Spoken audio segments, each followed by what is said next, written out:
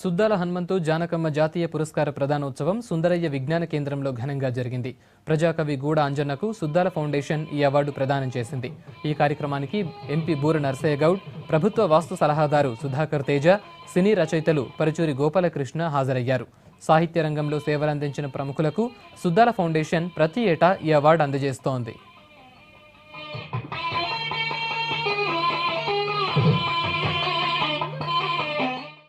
పెద్దబ్బాయిని స్వాగతోపన్యాసం చేయించడం ఎందుకంటే నా కొడుకు స్వాగతోపన్యాసం చేసి మీకు కనిపించాలని కాదు. నేను 5 సంవత్సరాలు 6 సంవత్సరాల క్రితం ప్రారంభం చేసిన ఈ సుద్దాల ఫౌండేషన్ నాతోటే ఆగిపోవడం లేదు.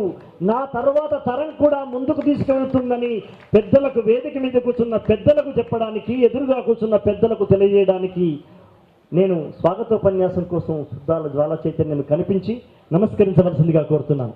ఎన్నో సన్మానాలు పొందిన, ఎన్నో సభలలో పాల్గొన్నా, కొన్ని వందల సన్మానాలు పొందిన, కానీ ఈ సభను చూసినప్పుడు, ఈ ఆత్మీయత అనురాగాలు చూసినప్పుడు నా మనసు పొలగించిపోతుంది.